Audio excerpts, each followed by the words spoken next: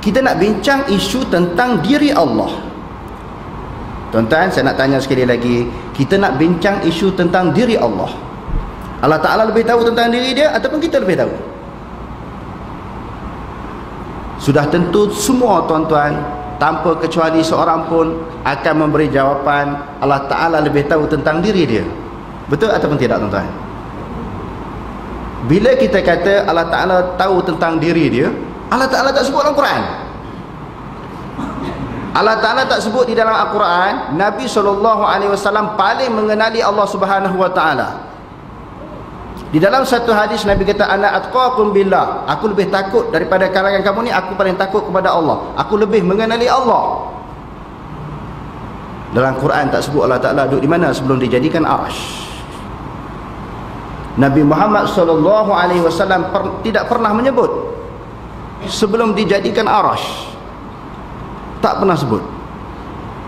Jadi bila tak pernah sebut, kenapa kita nak persulitkan? Kita nak wensingkan pemikiran kita. Kita nak cari Allah Ta'ala ni, Allah Ta'ala ini, Allah Ta'ala ini duduk di mana sebelum ada Arsh. Tidak ditaklifkan, tidak dipertanggungjawabkan. Nak cari Allah Ta'ala macam mana tuan-tuan? Dengan kelemahan yang ada pada kita. Duk buru bertahun-tahun nak yapin, tak jumpa-jumpa, mati baru jumpa. Baru nak cari orang, bukan nak cari tentang Allah. Buat apa nak susah hati cari Allah Ta'ala duduk di mana? Allah Ta'ala tak cerita. Oh, dipersulitkan pemikiran dengan isu-isu yang macam ni, remeh-temeh. Masalah akidah mesti tengok Quran, mesti tengok hadis Nabi. Allah Ta'ala lebih kenal, lebih tahu tentang diri dia. Nabi lebih tahu.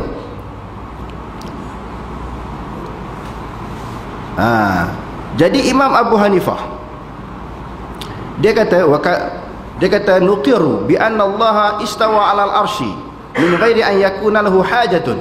Tengok Abu Hanifah. Sebab apa saya petik perkataan Abu Hanifah?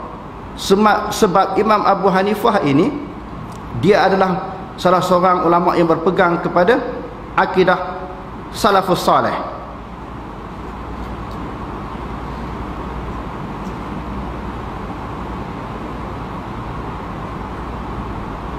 Okey. Ibnu Hajar Al-Asqalani juga menyebut di dalam kitab Fathul Bari, ini adalah juga pegangan Imam kita Asy-Syafi'i. Selain daripada Abu Hanifah, Imam Syafi'i kita berpegang dengan akidah salafus salih, bahawa Allah Subhanahu Wa Ta'ala berada ataupun bersemayam di atas Arasy. Bersemayam di atas Arasy. Allahu Akbar, Allahu Akbar. Okey. Di dalam Fathul Bari, di dalam kitab Tauhid,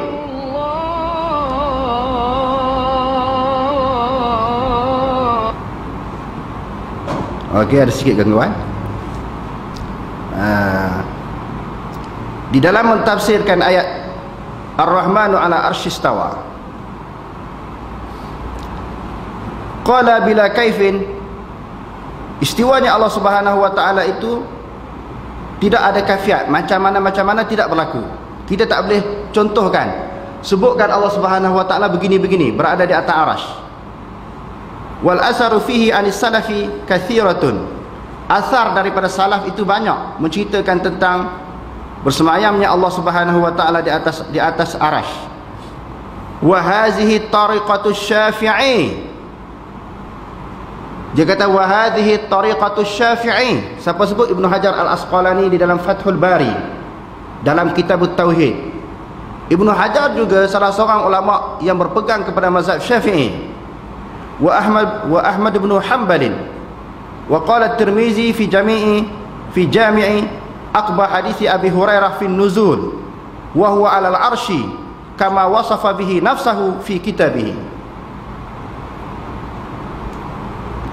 Imam Syafi'i tadi kita baca di dalam manaqib dia tak takwil, rupa-rupanya betul sebagaimana yang disebut oleh Ibnu Hajar Al-Asqalani. Sebagaimana yang disebut oleh Ibnu Hajar Al-Asqalani. Begitu juga hadirin sekalian, disebut oleh Imam Baihaqi di dalam mentafsirkan, menghuraikan ayat-ayat mutasyabihat dan hadis-hadis mutasyabihat ini, menakalkan pandangan ataupun pendapat Imam Syafi'i, bahawa Imam Syafi'i berpegang kepada akidah salaf, bahawa ayat-ayat mutasyabihat ini tidak ditakwilkan, dipegang secara zahir.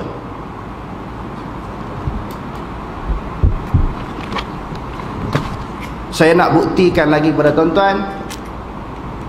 Ini kitab Risalah. Tuan-tuan pernah baca kitab ni? Pernah dengar tak? Kitab Risalah yang dikarang oleh Imam Syafi'i. Tadi kita menakalkan pendapat Imam Syafi'i di dalam kitab yang bukan dia tulis. Orang kata orang reka. Orang reka je ni. Ulama dia tak reka, tuan-tuan. Dia bukan macam kita jenis auta. Benda tak ada kita kata ada. Benda tak ada kita kata ada, benda ada kita kata tak ada. Untuk mempertahankan hujah kita. Ulama tak. Apa yang dicakap itu memang maklumat yang betul berdasarkan fakta yang sahih. Kalau kita baca di dalam kitab Ar-Risalah, pada bab 241 dan 242, falau amana 'abdun bihi wa lam yu'min bi rasulih lam yaqa' alaihi ismul kamalil imani abadan. Sekiranya seorang hamba beriman dengan rasulnya, sekiranya seseorang hamba tidak beriman dengan rasulnya, tidak dianggap, tidak berlaku kepadanya kesempurnaan iman hatta yu'mina bi rasulihi ma'ahu. Seseorang hamba, orang yang nak masuk Islam ni, dia hanya beriman kepada Allah. Asyhadu an la ilaha illallah. Aku bersaksi bahawa tiada Tuhan yang disembah melainkan Allah. Tapi dia tak sebut wa asyhadu anna Muhammadar Rasulullah. Tang rasul dia tak sebut, dia tak beriman. Dia tidak dianggap kesempurnaan iman. Dia iman dia tidak sempurna, maknanya tidak sah. Wa hakadha sanna Rasulullah sallallahu alaihi wasallam fi kulli man imtahanahu lil iman. Beginilah dia kata, menjadi sunnah kepada Rasulullah ini, seseorang yang diimtihankan, diuji dengan iman. Seseorang itu kena tes. Orang yang bukan Islam ni kena tes dulu, nak tengok dia beriman ataupun tidak. Dia beriman tak kepada Allah dan Rasulnya. Lalu Imam Syafi'i di dalam Risalah dia bawa mari suatu riwayat hadis. Dia kata akhbarana Malikun an Hilal ibn Usamah an Atha ibn Yasar an Umar ibn al-Hakam qala ataitu Rasulullah sallallahu alaihi wasallam bi jariyatin faqultu ya Rasulullah alayya raqabatun afa'atiqaha faqala laha Rasulullah sallallahu alaihi wasallam aina Allah faqalat fis sama' faqala man ana qalat anta Rasulullah qala fa'aqtiqha. Cerita hadis ni panjang sebenarnya, diringkaskan di dalam risalah ini. Seorang tuan dia pukul hamba dia. Bila dia pukul hamba dia, dia rasa bersalah. Dia nak merdekakan hamba dia. Rasulullah kata test tengok dia beriman ke tak beriman. Lalu hamba ini, seorang sahabat ini, Umar bin Hakam, riwayat menyebut daripada Malik Umar bin Hakam, sebenarnya Umar bin Muawiyah, keliru hutang bank ayah dia. Hadis ni hadis sahih, disebut juga oleh Imam Muslim di dalam sahihnya. Lalu dia test, dia bawa hamba dia ni berjumpa Rasulullah. Rasulullah test dia. Lalu Rasulullah kata aina Allah. Mula-mula dia tanya man ana, anta Rasulullah. Lepas tu dia tanya aina Allah. Hamba tu kata fis sama', Allah Ta'ala berada di langit. Lalu Rasulullah kata fa'aqtiqha fa innaha mu'minatun. Merdekakanlah dia, kerana dia seorang hamba yang beriman. Kalau dikatakan hadis ini hadis yang dhaif, Imam Syafi'i bawa masuk dalam risalah. Kalau sekiranya fis sama ini ada huraian lain, maksudnya Imam Syafi'i tidak berpegang kepada zahir, sudah tentu dia tafsirkan. Oh, fis sama ni sebenarnya bukan kata Allah Ta'ala ta'arash, maksud dia gini, dia akan hurai. Tapi dia mati sekat tu. Di dalam yang Al-Um saya bawa terjemahan, semoga tuan-tuan boleh beli, boleh cari. Tadi bahasa Arab mungkin susah nak faham ataupun tak faham langsung. Dia dua je, susah nak faham ataupun tak faham langsung. Jadi saya bawa yang bahasa Melayu punya yang ada tahqiq. Tadi saya bawa yang bahasa Arab. Jadi di dalam bab memerdekakan hamba di dalam zihar, Imam Syafi'i bawa mari sekali lagi hadis tu, dan dia sebut pula bahawa syarat yang ditetapkan oleh Allah Ta'ala pada hamba yang nak dimerdekakan, pembunuhan yang tak sengaja, manakala itu disebut dengan kafarat, menjadi seperti dalil Allah yang maha tahu, tidak sah memerdekakan hamba kafarat kecuali budak yang beriman, sebagaimana Allah mensyaratkan sifat adil dalam kesaksian. Jadi syaratnya nak memerdekakan hamba itu dalam bab inilah mesti hamba yang beriman.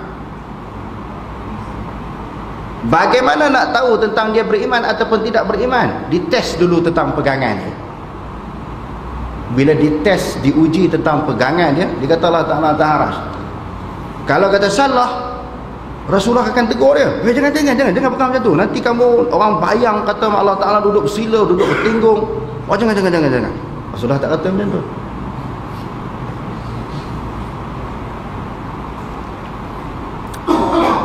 Tuan-tuan ragui apa yang saya sebutkan ataupun apa yang ada dalam kitab ni. Kami kata, tak pernah dengar ni Imam Syafi'i pegang macam tu. Kami duk mengaji dulu-dulu, tak pernah dengar sebab tak pernah baca Al-Um. Tak pernah baca risalah. Sebab tu saya kata, alhamdulillah, bersyukur kepada Allah malam ni kita dapat bedah siasat pegangan Imam Syafi'i. Kita tak pernah tahu, kita tak pernah kaji. Kita duk dengar orang cakap Imam Syafi'i kata begini. Padahal ni kita tak pernah buka Al-Um, risalah kita tak pernah baca.